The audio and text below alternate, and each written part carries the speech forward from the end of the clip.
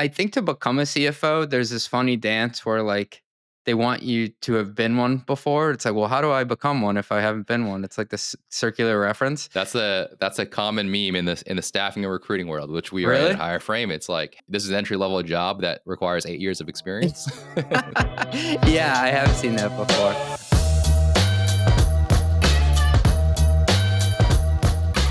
Hey, welcome to another episode of What Worked. Today, we are very lucky to have CJ Gustafson on the podcast. CJ is the writer and founder of Mostly Metrics, and he's building a fantastic media company. I actually discovered him myself, personal discovery via YouTube. So, encourage you guys to check out his stuff. But without further ado, CJ, would you mind introducing yourself to the audience?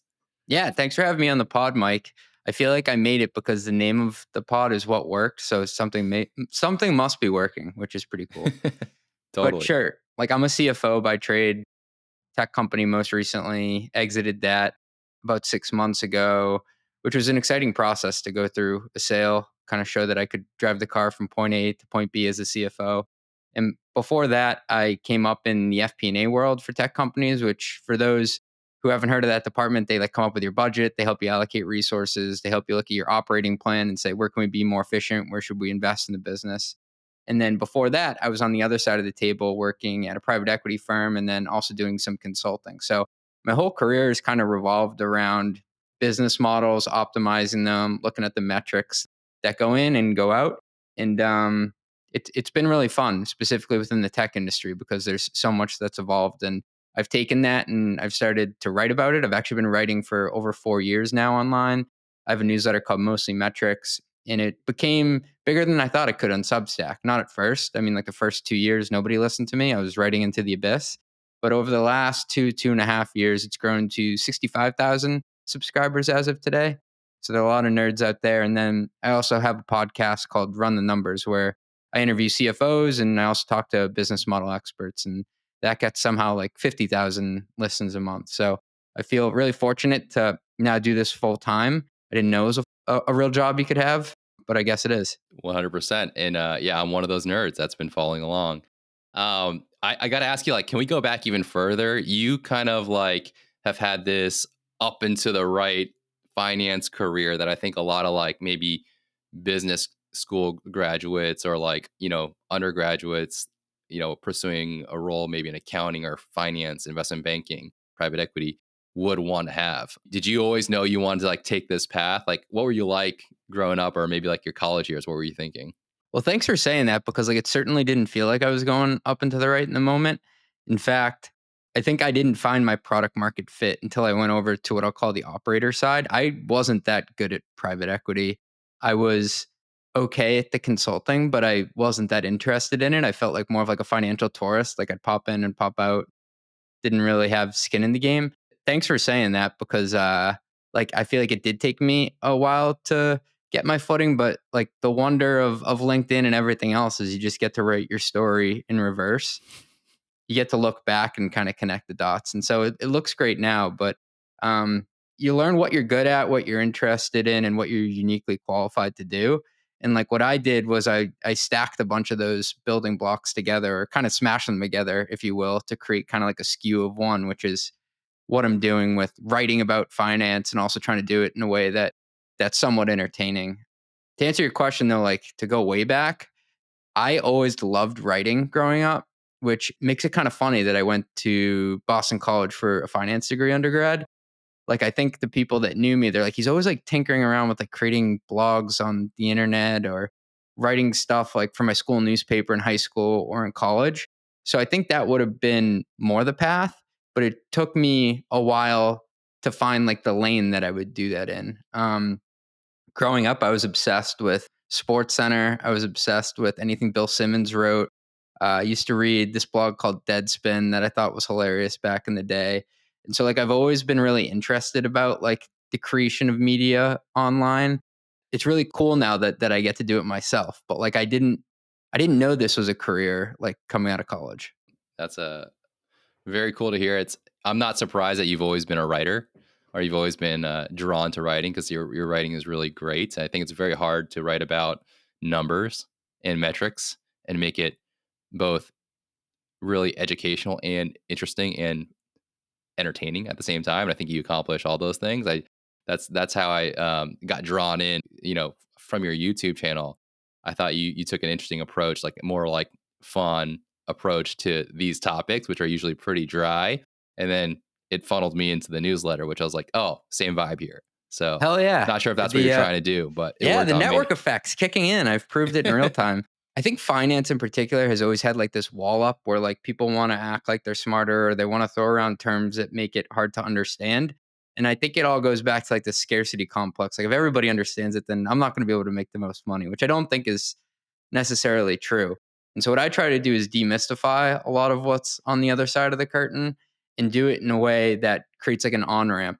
I think it's too difficult to get up to speed, particularly when you talk about finance within the tech industry, because that's not like straightforward gap accounting, if you will. It's not like just what you see on a P&L and you could do with an accounting degree. There is a bit of flair and nuance to it. That resonates.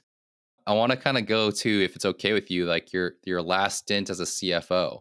It sounds like you helped shepherd this company to an exit, successful exit, which I think for a lot of CFOs, that's like a really important accomplishment to have and good experience to have overall. And then you took the leap, and you're like, hey, I'm gonna double down on this content, this media stuff. Could you tell us about the acquisition and what that was like for you as a CFO, and then kind of after that talk about the jump? Yeah. I think to become a CFO, there's this funny dance where like they want you to have been one before. It's like, well, how do I become one if I haven't been one? It's like this circular reference. That's a common meme in the staffing and recruiting world, which we are in. Really? Higher frame, it's like this is an entry level job that requires 8 years of experience. Yeah, I have seen that before. Like looking for entry level accountant with 12 years of experience Yeah. and a master's degree in SEC accounting. It's like, okay, maybe I can't do that one. But yeah, so like I took a chance on this company. They took an even bigger chance on me because I was probably relatively young for the age. I became CFO, I think at age 31. And I hadn't done it before. And along that path, in 2.5 years, we quadrupled revenue, which was cool. We got to profitability. We built like a durable company that could stand on its own. We raised a Series C and then we sold it. And so, like, we didn't recreate the wheel, but like we drove the car, like I said, from point A to point B. We got more money back to our investors than they put in, and everyone was high fiving at the end, which I think is a success story. What goes on behind the scenes, though, is you just feel like you're digging trenches, I think, each day, and you don't really know what the end goal is going to be. I think when you take VC money, which we did, you are essentially always up for sale, right? Like eventually you're going to have some sort of liquidity event.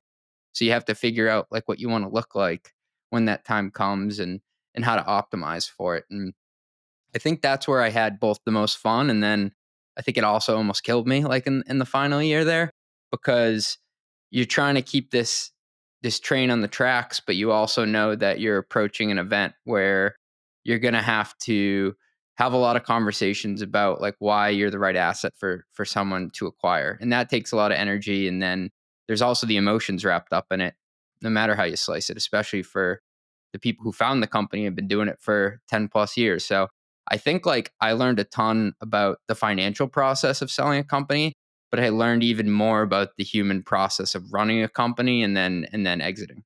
Yeah, could you share some of the human component you just mentioned? I think that's really interesting for our audience here. People work at a job because they want to provide for their families, and a lot of the time you're giving them equity compensation for taking a bet on you and for investing their time. And so I always took it really personally that I wanted everybody to walk away with something at the end of that, because the reality is like 70% of the time you don't get anything back. Like the equity ends up just being something you put in a drawer, forget about, and doesn't really turn into anything. So I think like at the end, especially for the executives and the founders, like there's real money on the line. And whenever there's money on the line, emotions do tend to pop up around like decision making and how to optimize this, what it means for me. And as a CFO, you have this dual role where you have the fiduciary responsibility to your shareholders, and then you also have a responsibility to your employees and to your boss, the CEO. And then also in the back of your head, like it's only human, you're like, well, what's going to happen?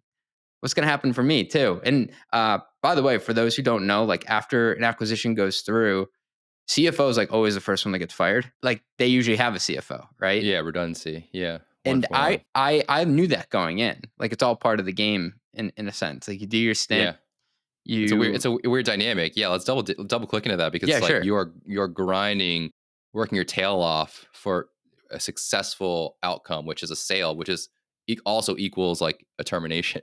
Yeah. What does that feel like? It's a total like mind warp to think Yeah. about. Now, I think I was a bit different because like I had been incubating mostly metrics in the background. Like I said, I've been writing online for 4 years and it actually helped me get that first CFO job. But you are thinking like, I'm not only bringing this company to the end of this chapter, I'm bringing my own career to the end of this chapter. So what's next for me? And I was really positive about it too. It does feel a little bit like you're like breaking up with your girlfriend a bit because you love this company that you've put a lot into, but at the same time, you're going to move on to something different. And a lot of people said to me like, "Oh, well, you exited a company for this much. Now you can go and do one for that much." Like it's just this ladder you climb. And I think the more I thought about it throughout the experience, and like it's not like I was, thinking about my next step the whole time. I needed to concentrate on what was at hand. I think I said, well, what makes me happiest and where does my product market fit um, plug into this? And the conclusion that I came to is like, I want it to be a CEO someday. And the way you become a CEO is either you become a professional CEO for like a private equity backed company, or you go and start your own thing. And that's what I decided to do instead. Yeah, just like you. Yeah. And so that was the path I took with going all in on building a media company. Awesome. No, that's really cool like journey that you just took us on. Where it sounds like you've always kind of had this writing kind of toolkit and like momentum behind you. Like maybe you've always wanted to do that, but you were just like waiting for the right moment, both like passively and proactively. But when it came to the time, like, did you have any reservations? I think you always do. It's kinda like you're stepping off a cliff. Now, I was lucky enough where I had built some relationships with advertisers to set me up to know I had some runway, and then I had also just exited a company, and along with that, you can pay down a bit of your debt, which is nice. And, my wife was really supportive. Like, I got young kids, and she was like, "You've always wanted to do this." I think what she said to me is like, "What's the worst thing that happens? Like, you go back to being a CFO, and, like, that's an amazing job too." And so I think, like, the pain of not knowing what something could be would eat at me more than, like, any sort of failure, and I've had a number of failures trying to start stuff, like, this was not the first company per se I've tried to start. Like, I had one company where I lost, like, over $209,000 of my own money trying to build, something in the tourism industry, and that didn't work out. I've written about that online if people wanna check it out, but, it's funny that, like, the thing that took the least amount of capital investment. It took a lot of time to start and a lot of like I think time as like a moat of like building up your resume online. But like it's Yeah. funny that the thing that cost like no money to start other than buying a domain was the thing that like took off the most out of all the stupid stuff I've tried. It's funny how things work sometimes. Yeah. Yeah. I got to take a moment here to shout out to all the supportive partners out there helping us take these leaps. Oh yeah, man. Like having my wife push me towards something knowing because she like saw the energy that I had from doing it. And also being like, "I'll help you." Like, she helps me with a lot of the event stuff that we do Oh, on cool. the side and Nice. whatnot. So, like, having somebody who A, believes in you and B, is like, "Don't worry, I can step in and help you sometimes," and you feel unsure of, like, doing something that's unnatural, um, that means a lot. That's awesome. Let's talk more about mostly metrics. I think this is the newsletter, the Substack that you've been writing for years, even prior to you going full time on it. You mentioned earlier, like you were just posting into the abyss for 2 years. Can you take us into that? Because in particular, I think there's a lot of like either executives or soon to be founders of companies that listen to our podcast.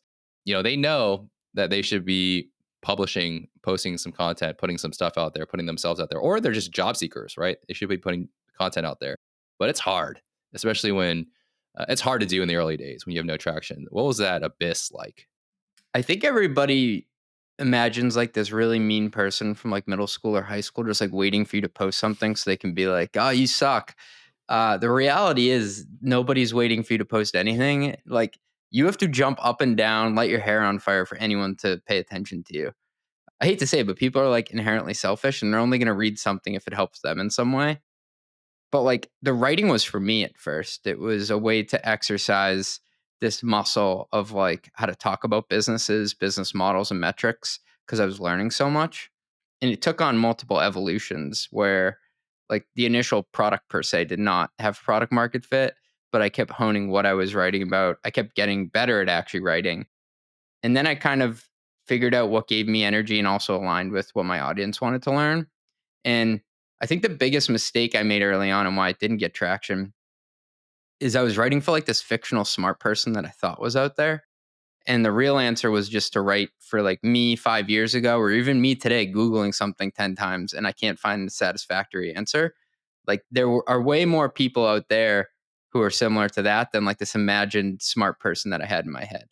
Very, very cool. So yeah, if I were to try to distill that, is you were one working on your own skill, your own writing muscles, and then really figuring out who you're writing for, like who a specific like um, audience archetype, and you kind of figured that person out.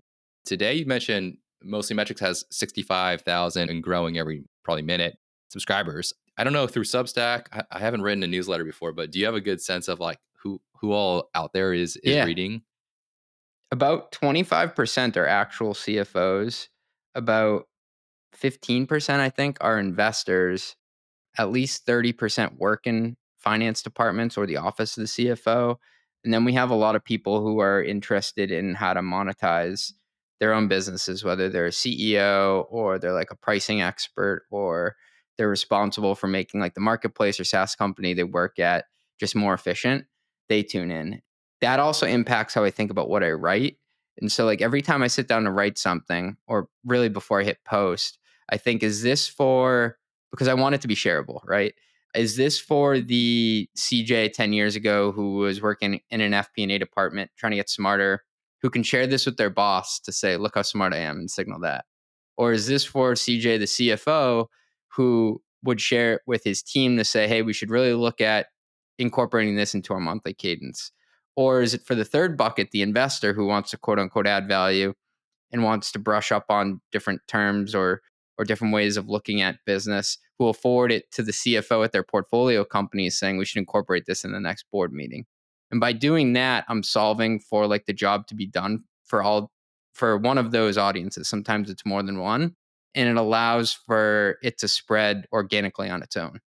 I want to give people a taste, a sample of the type Yeah. of stuff you write about. They're getting a feel for who you are. And so I want to layer in like some of the topics. Is there a recent like topic that you wrote about post that you could like quickly give the TLDR? I think you have that even at the bottom of your post usually. I read Yeah. the one about customer success this morning, but there's many. Yeah, we can hit on that one. It's fresh in my memory. So I've always grappled with this question of how much you should invest in customer success. And so customer success is different than customer support at most companies. Customer support is like, I forgot my login, or like something's broken and I need help. Where customer success is like, how do I onboard this customer to be useful within the app and then also get value out of it so they want to buy more from us and expand over time and make sure that they don't churn, so we get a higher customer lifetime value out of them. And what I was riffing on in today's post is like, you can do some simple sanity checks, like almost like an acid test of, okay, we're a $10 million ARR company. We expect to get $1 million out of expansion dollars next year, which means our net dollar retention rate, which is a measure of how much a customer would technically grow if you just left them on their own year over year, of 110%. So therefore, if I want to get that money back in a year and allow the annuity stream of, future products or licenses that they buy to grow over time, maybe I should spend $1 million or less on my customer success department. So it's just like squaring things in your head of like, this makes sense. This is rational of where I'm allocating resources. And then I went on to discuss how there are all different types of customer success teams. Some are involved in onboarding, some are just order takers, some are really salespeople. And so they can come in all different shapes and sizes, which I'm sure you probably see even in the seat that you're in today. Yeah, totally. We staff a lot of customer onboarding specialists. So, oftentimes supporting the true customer success managers who are expanding after landing the accounts.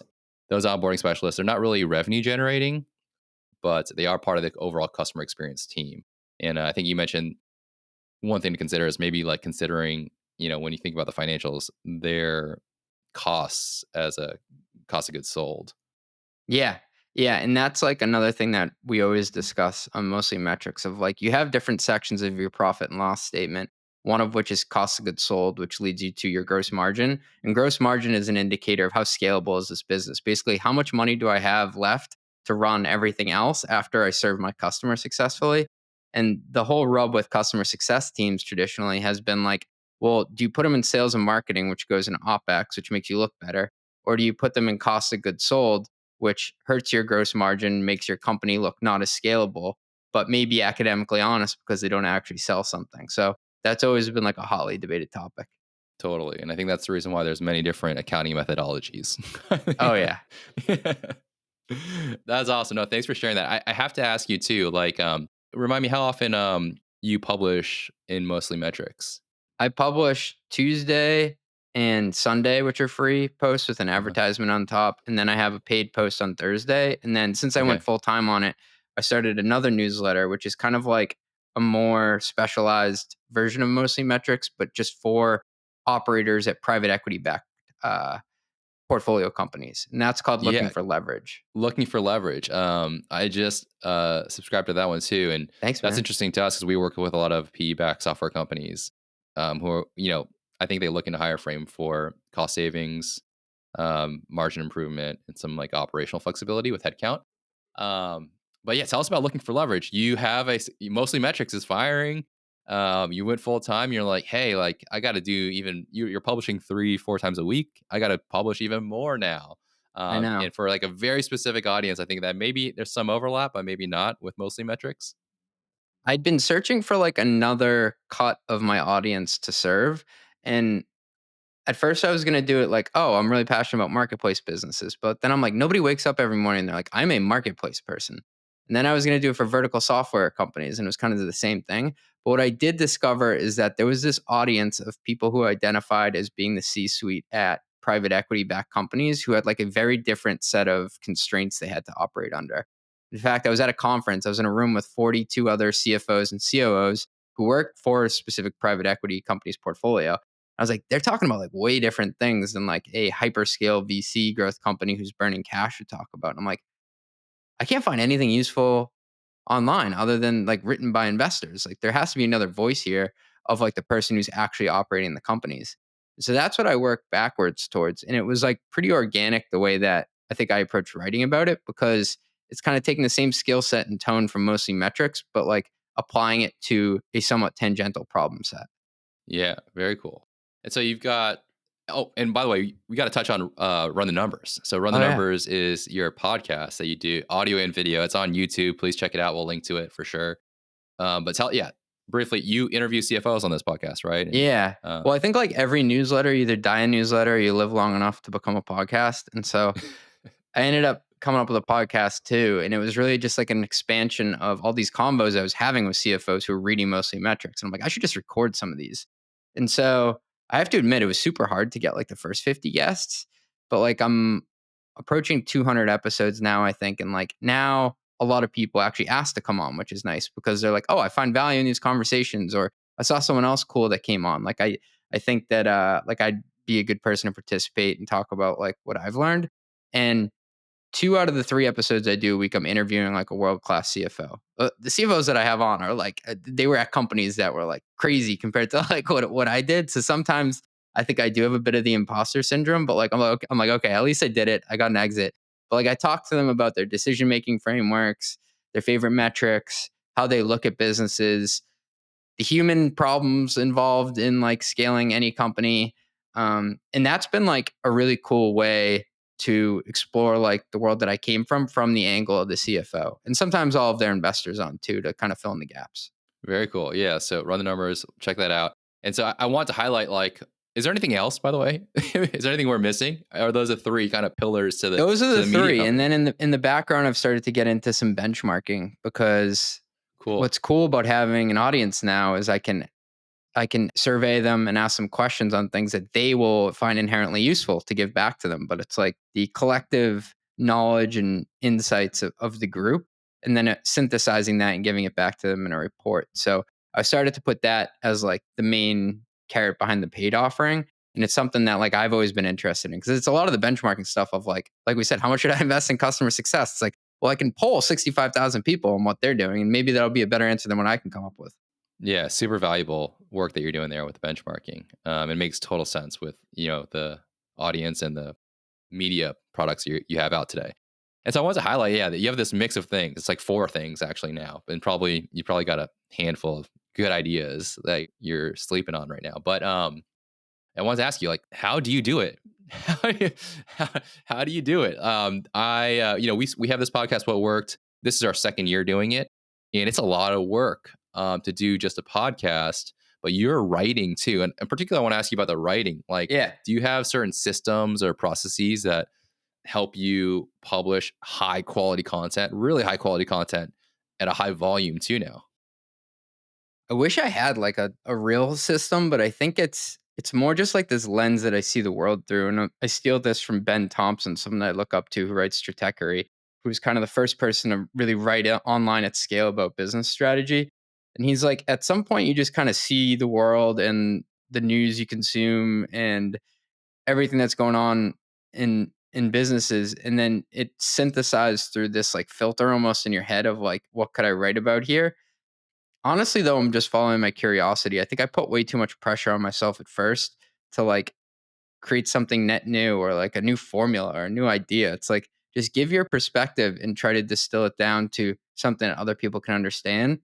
And what people I think overestimate is like how much other people actually already know about something. And even if you do know about it, it's nice to hear a refresher on it or a different opinion.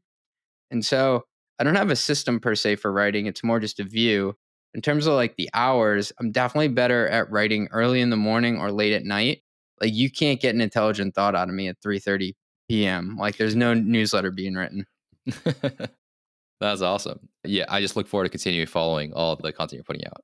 I do want to ask you, in the name of the podcast, What Worked, you had a couple things that really, you shared prior to us hitting record. Compound effort, Oh yeah. and also just like making sure that everyone at the company knows how the company makes money. Maybe can we Yeah. start with that one? That one sounds simple, but could you explain what that means?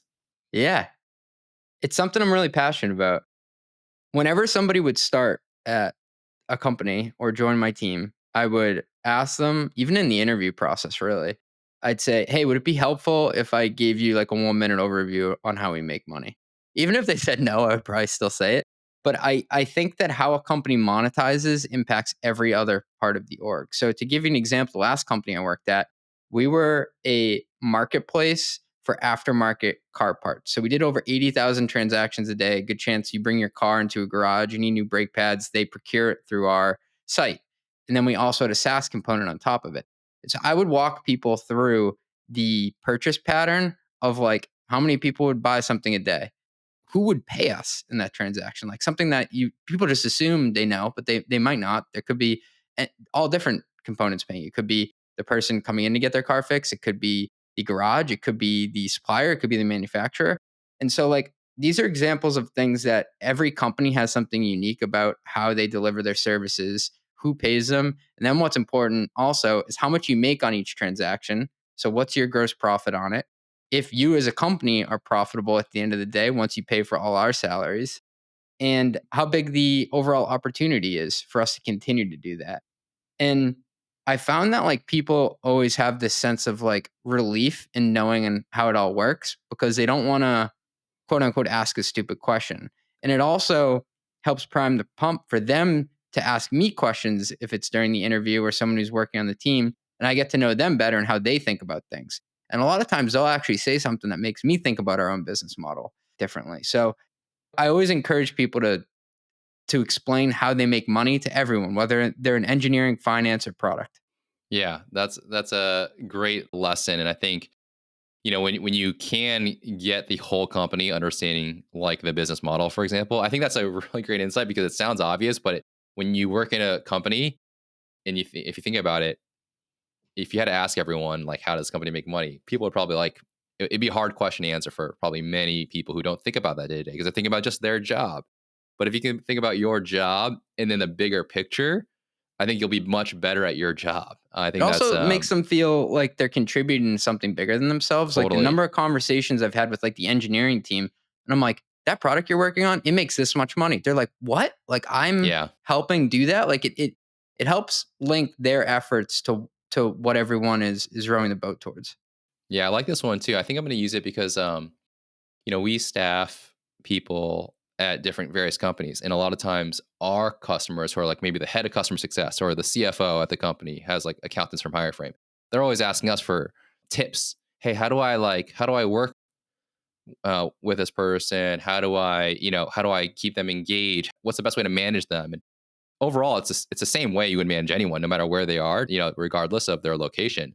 But this is a big one. It's like because oftentimes we're hiring like a staff accountant or a customer onboarding specialist, and they might be, supporting a customer success manager who's supporting a senior CSM and then head of CX, and it's just like they're far removed from the executive leadership team who might be talking about the business model all the time. And so we're like, hey, don't forget during their onboarding, tell them about the business and how they fit into it and how they impact the results. And tell them what the results are that you guys are trying to drive. Yeah, so that's a cool insight that you share of like what worked for you. It's even a challenge like the further you get from the actual transaction, the more like opaque it becomes on like what's happening and how you're actually making money off something. Yeah, And it impacts how you make the product because you want to make it easy to use. I've even noticed people closest to the transaction sometimes don't understand. So funny stories. We had a BDR once at a company and he was like, hey, I really think I should be being paid more because my account's brought in $2 million this month. I'm like, dude, you don't know that we only make 1% of that? And just not knowing how the system the worked model. Yeah, gave them like a false level of confidence about like what was going on. So like that's yeah, more of like a funny thing that happened, but like it's everywhere all over the org. yeah, totally. And it sounds like he was already good at his job, but he would probably be even better Yeah. Come if back when he you're doing understood this 200 piece. million a month. Yeah, exactly. Very cool. The second piece here is like the compounding effort. Tell me about this. This is something I think we're going to touch on something that's like really close to my heart, but I want to hear it from you. Yeah, well, I think it was Benjamin Franklin said like compound interest is the eighth wonder of the world. I think compound effort is the most glorious thing ever. It's like every day if you can get, and I think it was James Clear who said like get 1% better, like what that turns into. Like you just continue to stack small wins and you just got to start earlier. And writing online was like the definition of compound effort for me. Like I've posted my timeline before of like I think it took me almost 2 years to get to 400 subscribers.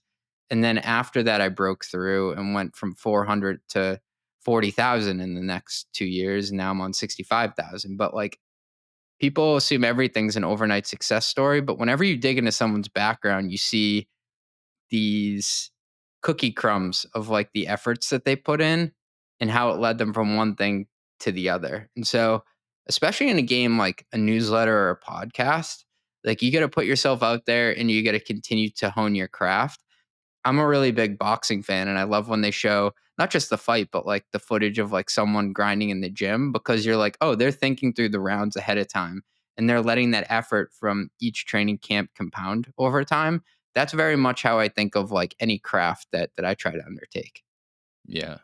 Very, very cool. Very insightful.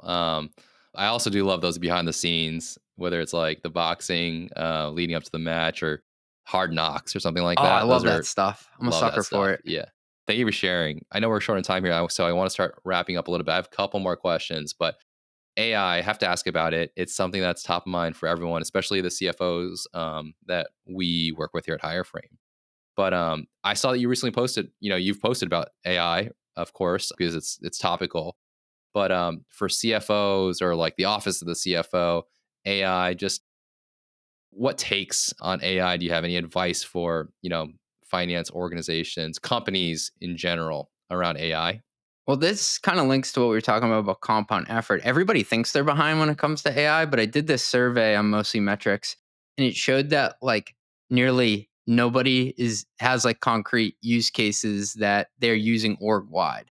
So if you can just start with one use case, like, oh, we're going to automate this part of our billing process, or we're going to do something around travel booking, like those wins add up over time. I think that the two ways that AI is helpful, if you look at the larger org, are A, does this reduce headcount? So there's some pretty clear examples of that. Like you need less customer support people because a chatbot can answer, like, here's your login. And then the other way is, will this make the existing people more useful? And I think people overemphasize the will this cut down on headcount? And what they underemphasize are the compounding wins you can get from like pulling someone who's like, maybe like a 4 out of 10 engineer up to like a 6 out of 10. Like, may sound small, but like that's a huge leap if you let their efforts compound over time when they come into work every day. So I've been really interested in ways to make existing employees more efficient. And it's kind of like this marriage of like the people and the technology. Like, a lot of people look at AI like, oh, it's going to replace the people. It's like, no, how can the people harness it to be better at their jobs? Love that. That's a great answer. That's how we're thinking about it here at Higher Frame too. How can we couple AI and talent, and just really shepherd into this new? I always think about it as an org chart. What does like the modern SaaS org chart Oh, look that's like? cool. Yeah. No, thank you for sharing that. And I guess last question for you, CJ. When you look hard enough, there are some CFOs who have made the leap and become CEOs and started their own companies. You're one of them. I recently interviewed Julian Rollins, who did the same thing. He was a CFO and he started a company called Cashboard. Any advice? As I think there's a lot of CFOs who are thinking about this, who sometimes probably there are many CFOs who think about it their entire career but never make the leap. And they probably, not say they made the right or wrong decision, but that happens probably too. Any advice for CFOs who might be thinking about starting their own company? I think having domain expertise in anything makes you incredibly useful, especially with AI now. Like, how do I stack things that I'm good at, that I'm interested in, and uniquely qualified to opine on to create like a one of one? And that's what I've tried to do with the media company I'm building. Like, there aren't that many great resources out there for finance people, specifically in the tech world, or finance people and C suite leaders within private equity companies. And I think, like, for anyone who's looking to start a company, start like extremely small. And that was a mistake that I made at my first company that I tried to start in the tourism industry. I tried to like launch it in every state at once. Like, that was stupid. I should have went niche down to the south of the US, then to Florida, and then to like Tampa within Florida launching it. And I think the same goes for anything that you start, whether it's like an application for like fintech companies to use, or like a any really software, you want to niche down to figure out that core use case. And you got to wake up every morning loving it. This is something that I talked to James Currier, founding partner of NFX venture firm, on my podcast. He's like, you got to wake up every day loving the skateboard.